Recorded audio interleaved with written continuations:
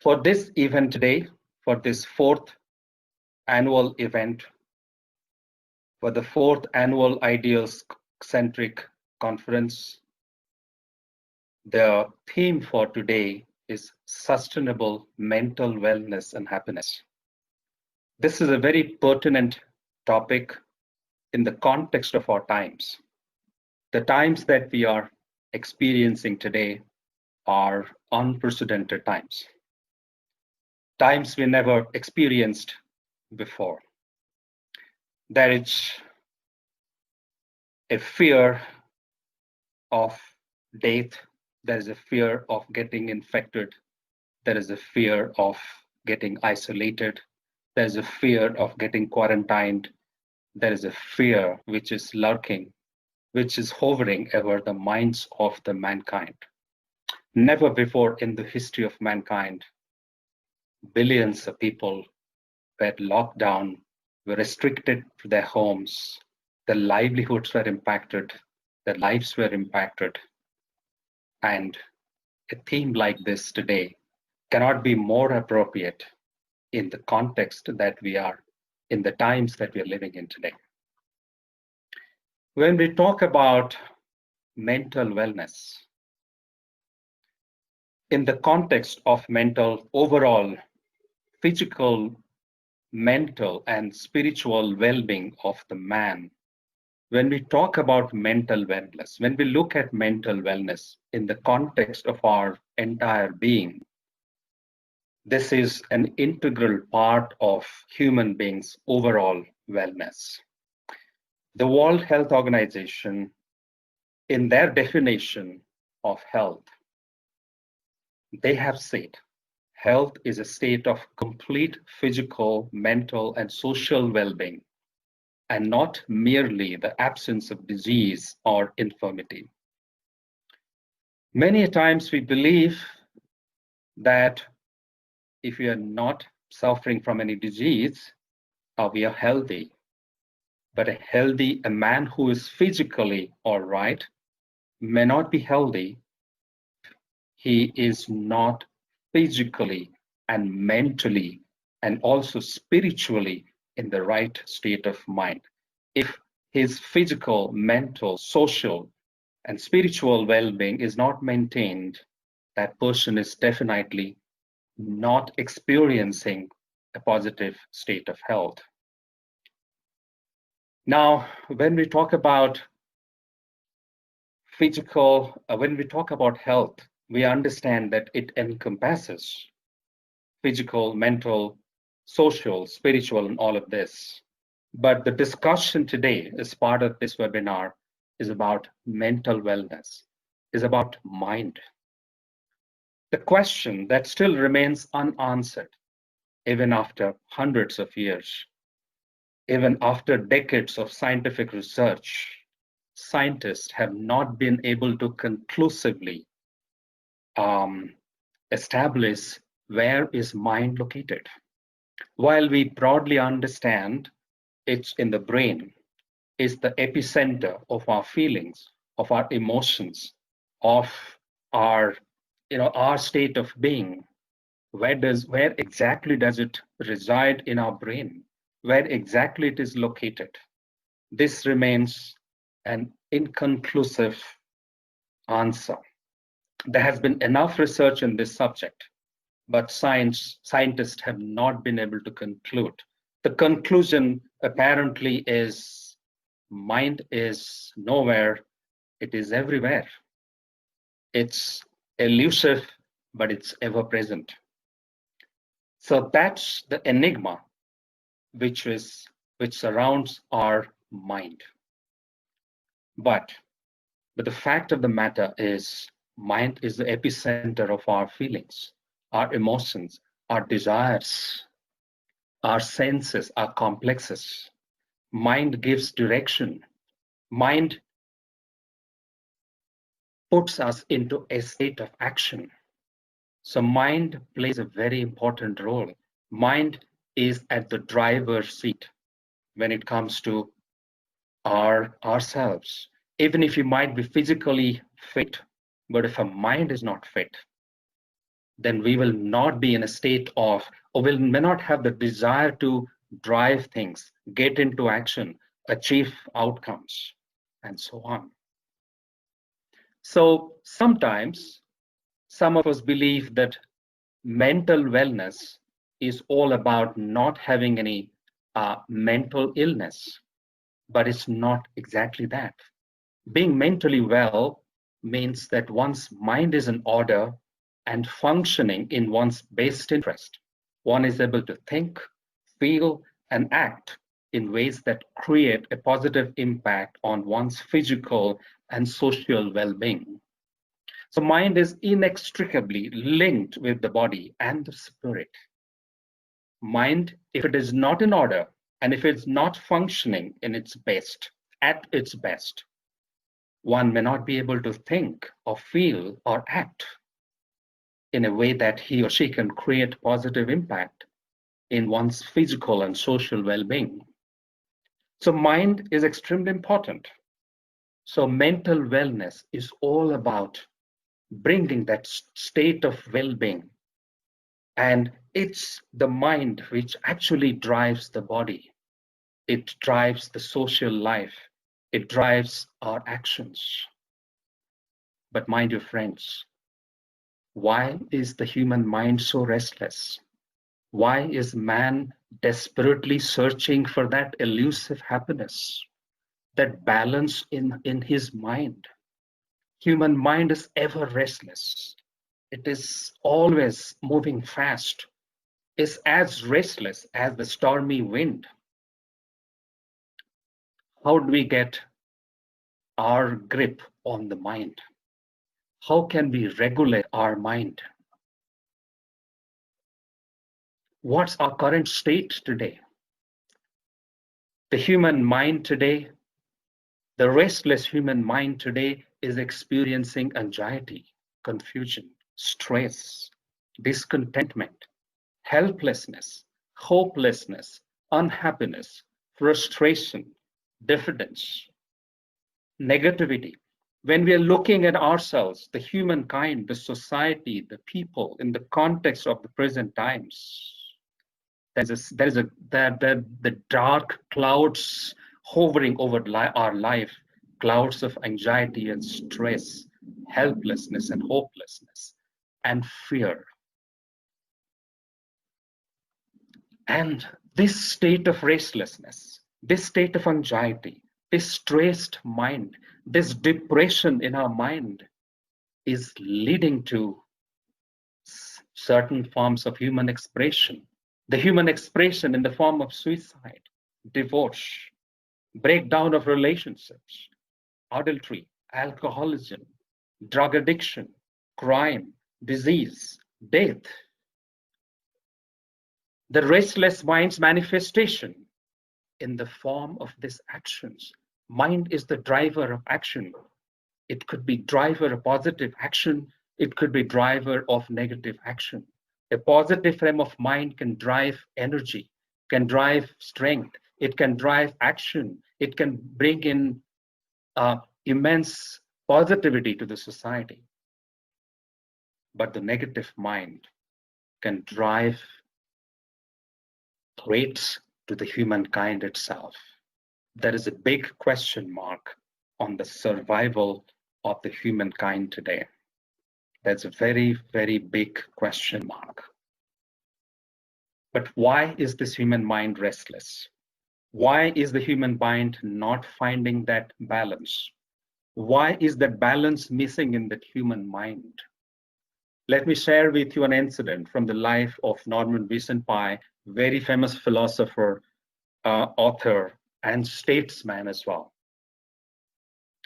A man on one occasion came and met Norman Vincent Peale, and he asked him, Norman Vincent Peale, my mind is restless. I'm not finding peace. I am not finding happiness. Please help me find peace for myself. Norman Vincent Peale looked at him and said, you are looking for peace? All right, no problems. So I'm writing this later. Go to that remote village, the countryside of the United States, that particular village. you would meet the man. The man is the guardian, is the security guard of a big field, and he must be standing at the gate of that big field. The big field is surrounded by a huge wall, and you need to go there, meet that gatekeeper, talk to him, show him my letter, and then tell him the Norman Vincent has sent me to you.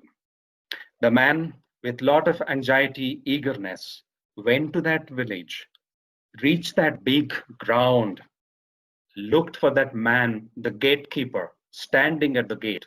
He met him. He was excited. He extended the letter given to him by Norman Vincent and said, Norman Vincent has sent me to you. The gatekeeper opened the letter, looked at him, and then said, hey, you wanted peace? Come inside with me. Come inside. As the man and the gatekeeper walked into that huge ground, inside the huge compound wall, the man realized it's a cemetery, it's a burial ground, it's a place where people, it's a graveyard, it's a place where people bring their near and dear ones when they pass away. The gatekeeper looked at this man and then say, hey, look at all of them. Look at them. All of them are lying in peace. They're in great peace. You can be one of them. The man got little hassled, little worried, and he said, no, no, no. This is not the kind of peace that I'm looking for. Norman Vincent has misunderstood. The gatekeeper said, no, he hasn't misunderstood you. You haven't understood him. So, my dear friends, the man was looking for peace.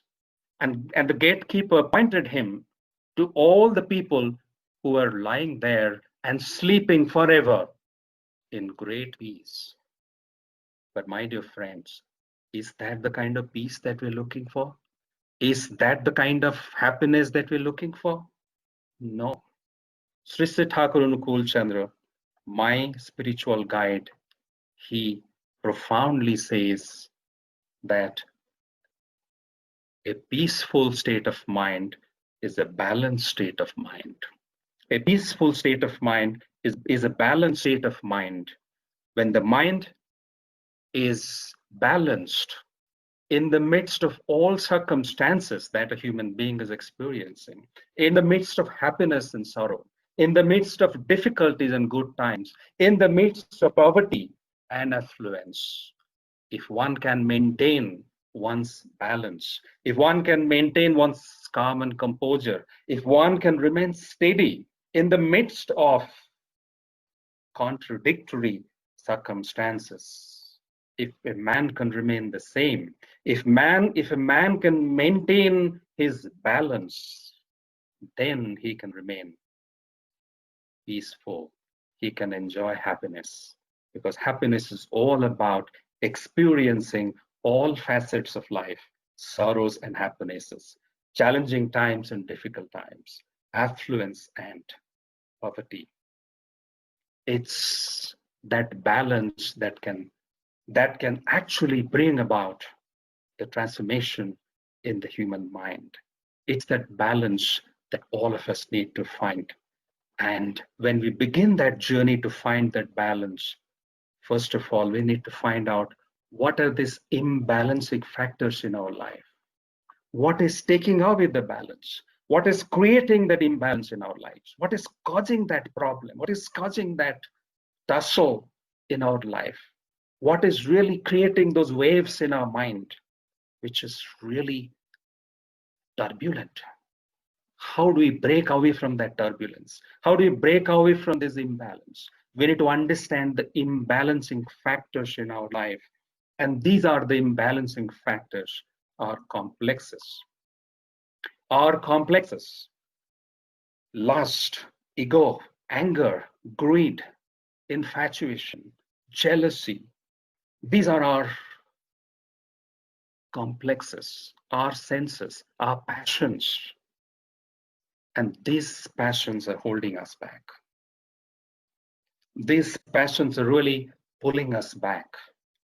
And the moment we overcome our ego, our anger, our greed, our jealousy, our infatuation, when we gain control over lust and desires, we will be in a state of balance. And then we will be in control. We will be in absolute control. If we are in control of our mind, we can be in control of our body, of our actions, of our social, familial, national lives, professional lives. We will be in absolute control. So we will find that balance. Let me share with you an interesting incident from the life of my spiritual guide, my living ideal, Sree Thakur Anukulchandra. The famous scientist Dr. P.K. Parija once came and met Sree Thakur. And in the course of the conversation, Sree Thakur Anukulchandra asked him, Dr. Parija, have you ever gone to the market to buy vegetables? Dr. Parija said, number of times, Thakur. When I was a small child, my mom used to send me to the market in the village to buy vegetables.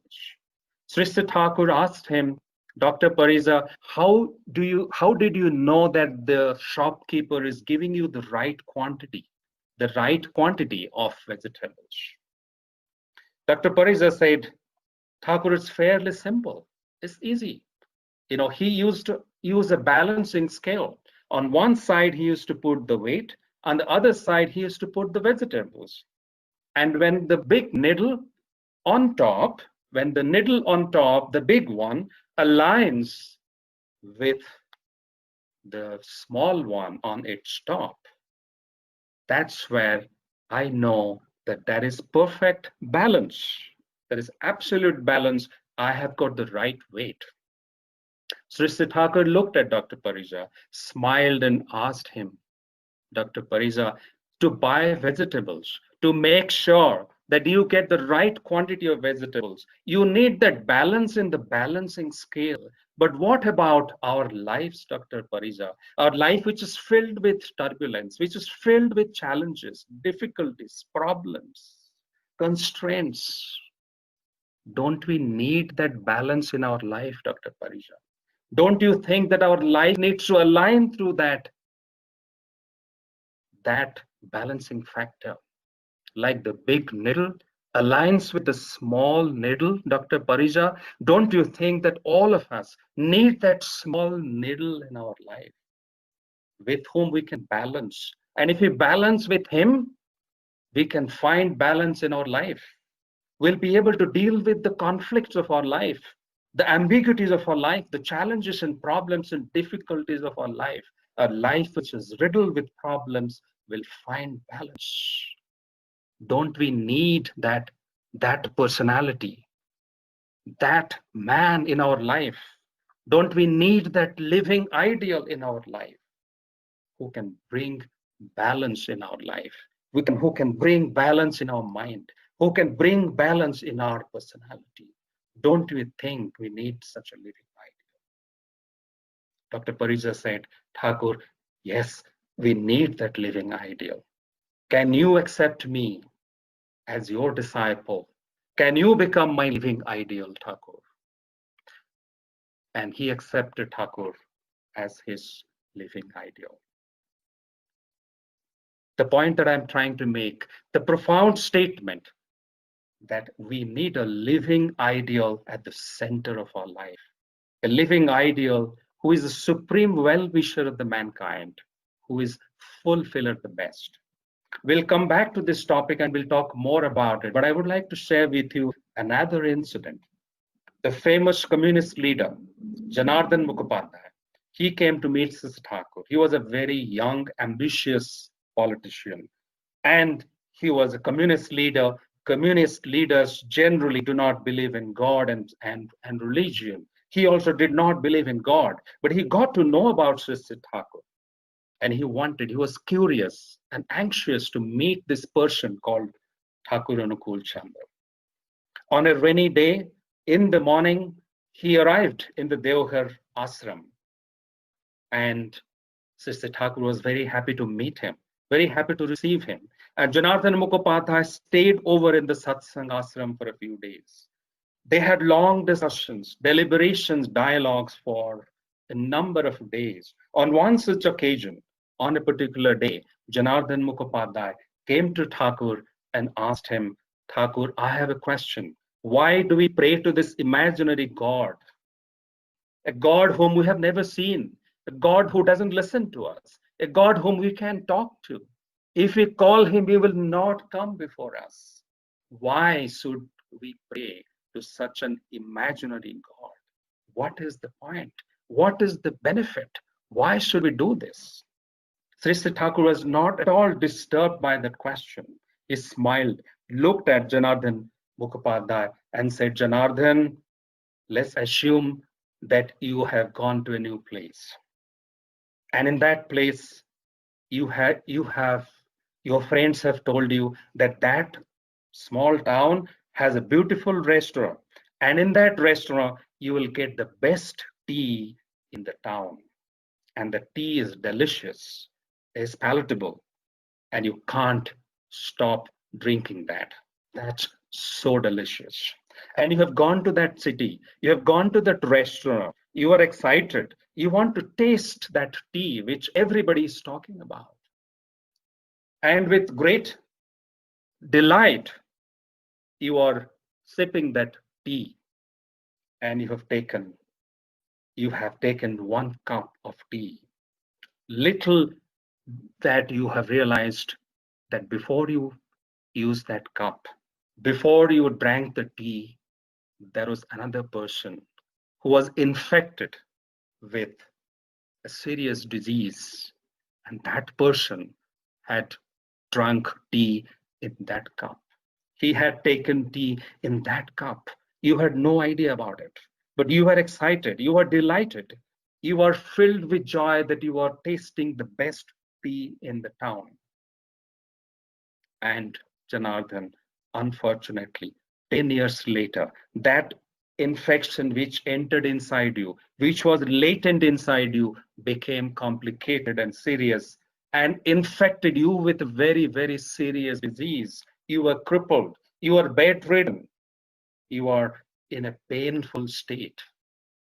And that day, you are saying, oh God, why did you put me in this condition? I never wanted this condition. I never desired this state of mind. But why did you put me in this condition? But Janardhan, do you think that the God in the sky, do you think that God is responsible for your state? Do you think that God is responsible for what you are experiencing? Janardhan Mukhopadhaya said, Thakur, no, I am responsible for my state. I should have been careful. I should have been checked whether the shopkeeper has properly cleaned the cups with which he was serving tea. I should have verified that. I am responsible, no one else. Sister Thakur said, it's not enough if you want happiness. What do you need to do that is essential for you to do to become happy? Sister Thakur is looking at him and then saying, Janardhan, look around. The properties of water is there all over around you. But whenever you want water, you don't get it. But if you really want to get water, you will have to go to the laboratory and bring those properties of, you have to bring hydrogen and oxygen in the right quantity, in the right temperature. You have to blend the two so that you can get water. You have to follow the process. You have to follow the principles. Just because hydrogen and oxygen exist in the atmosphere, you don't get water just like that. You have to go through the process. You have to go through the mechanism. You have to go through the right method to get water. Janardhan, you have to go through the right method, follow the right principles when you are leading your life. Because the God is also called Vidhata, the lawmaker. He has defined the vidhi, and he himself follows the Vidhi when he comes in human form, nobody else is spared. Nobody else can escape by not following the principles of the Vidhata. Sri Thakur said, no father wants his son or daughter to suffer. Every father wants the well-being and happiness of his children. But that does not mean the children become happy all the time. If the children do not follow the guidance, the direction, the advice of the father, go in the wrong path, they might suffer. They might face difficulties. They might face challenges. But the father always wants the well-being and happiness of the children. The God, the Supreme Father, always wants the well-being of every human being. But when we don't follow him, when we don't follow the Vidhi of the Vidhata, we have to face the consequences. We have to experience challenges, problems, difficulties, and pain in our life. Sri Thakur said, I do not believe that God is an imaginary God. I believe that he comes in human form and he gives the message of being and becoming. He gives the message of life and growth. He gives the message of existence. He brings in the message of transformation. And if we attach ourselves to that human God who comes in human form as our Sadguru, as our living ideal, such a personality, Sri Thakur Anukulchandra defines in Satyanusaran, he within whom all the resources of the world, knowledge, love and activity, spontaneous, and by inclination towards whom the scattered lives of men and all the diversities of the world find a final solution is God of men. Such a man, such a personality is the God of men who comes in human form. And when he comes, all the resources of the world, all the knowledge, all the love, and all actions are naturally embodied in him. It's so spontaneous within him. And if we follow him, if we incline ourselves towards him, if we accept him, then our scattered lives, our imbalanced lives, our battered lives, our challenged lives, and all the diversities, all the conflicts, all the ambiguities of the world, they find a final solution. And such an individual is the living ideal, is the God of men. And he comes in human form in every age. And we need to understand why he comes in human form. And all of us, many of us believe that God is formless, he's shapeless. And such a formless and shapeless God, how can we fathom him? How can we understand him unless he comes in human form? Because he is beyond our imagination. He's beyond our ability to conceive him. The infinite, the omnipresent, the omniscient, the shapeless and then formless God cannot be understood by the human mind. That's why he comes in human form. The famous philosopher Alexis Carrel says that man cannot accept the law, the universal law of life, unless he considers that law as the commandment of a personal God. Unless that commandment comes from a personal God, a person that he can talk to, he can ask questions, he can touch, he can serve, he can go and talk to, whom he can look at. We need such a God, a personal God. Such a personal God in our sastras, in our scriptures, has been described as Purushottam, fulfiller, the best. He is the supreme well-wisher of the mankind.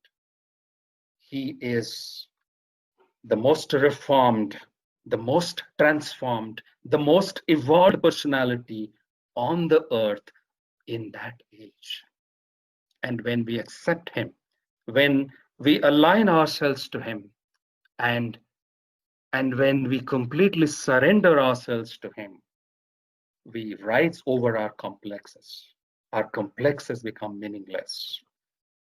And such a personality is Sri Thakur Anukulchandra, who is my spiritual guide, and millions of people across the globe, millions of people from all parts of the globe, from all walks of life, have accepted Sri Thakur Anukulchandra as the spiritual guide, as a living guide, a personality who is fulfilled at the best, who is in whom all the activity, knowledge, and love is spontaneous.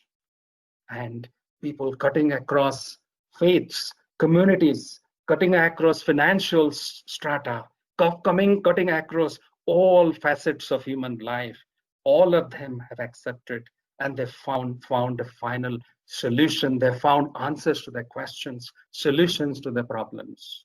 Scientists have come to Thakur and described him as the greatest scientist of the world. Economists have come to Thakur and have described him as the greatest economist.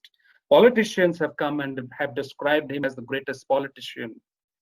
He was the epitome of knowledge. He was the epitome of life. He was the epitome of love. The famous magician P.C. Sorcar came to Sri Thakur Anukulchandra, and in the course of the conversation, he got to know about Sri Thakur, and he was anxious. And he thought, I am such a big magician. I can create so many miracles. I can do so many magic.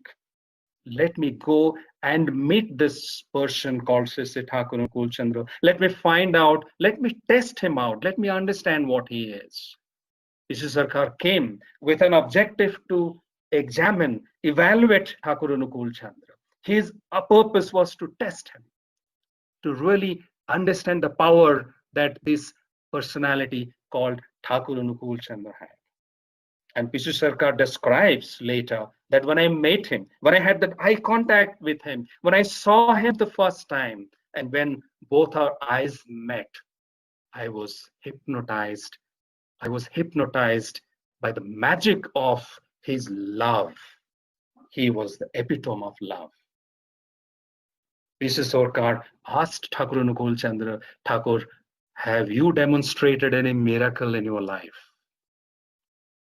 Thakur smiled, did not answer him, and said, Sorcar, I will send you to one of my devotees who actually works in the satsang kitchen, which is called Anand Bazaar. Please go and meet him. He will answer your question. The devotees of Sas Thakur took P.C. Sorcar to Anand Bazaar, the kitchen where thousands of people are served food every day. P.C. Sorcar met this devotee that Sri Thakur was referring to. He was Jaggeshwar Jha. And P.C. Sorcar met him and asked him question, brother, what miracle Sri Thakur Anukulchandra has demonstrated in his life? Jaggeshwar Jha at that time was serving food in Anand Bazaar to hundreds of people who were taking prasad at that time. And he was holding a bucket in one hand and serving food on the other hand.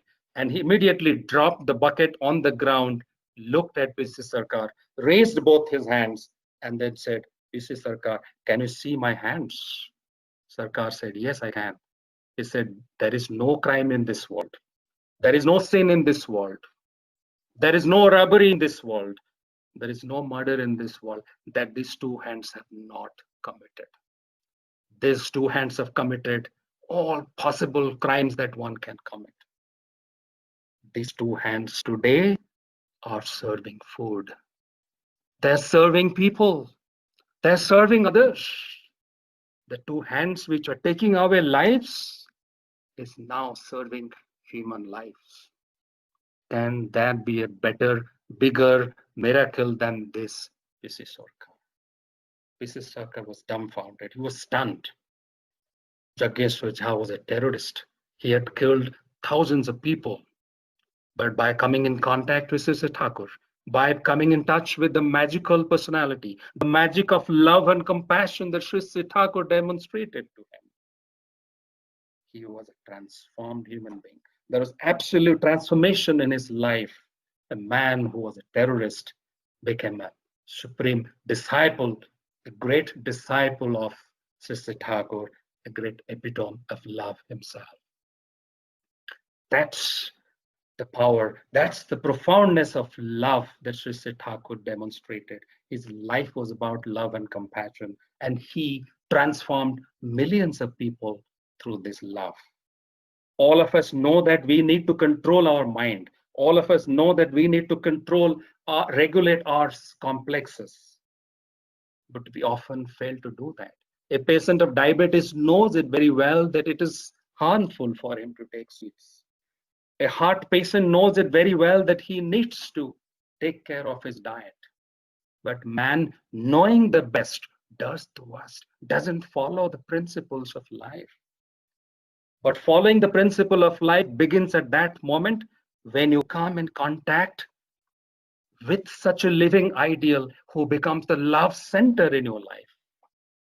And that love center is the center who brings balance. And that's the science and art of life. When there is a center, there is absolute harmony in life. But when there is no center, life becomes scattered, a zigzag line. You can see these two pictures. A circle which has a center looks beautifully harmonious, and there is another picture, an attempt to become a circle without a center, and the result is a zigzag, distracted line. So we need that center in our life. We need to become concentric around a living ideal, a personality, a guru, a sadguru. We need to become concentric. And if we're not concentric, our life would become eccentric. There is no other option. But if you have that living ideal at the center of our life, then our individual life, our conjugal life, our familial life, our professional life, our social life, all these lives will be in complete harmony. They will not overlap with each other. They will not be in conflict with each other, because one is for all are for one. And that's possible when we accept that one in our life, that living ideal. When we accept that one in our life, we will have perfect balance in our life.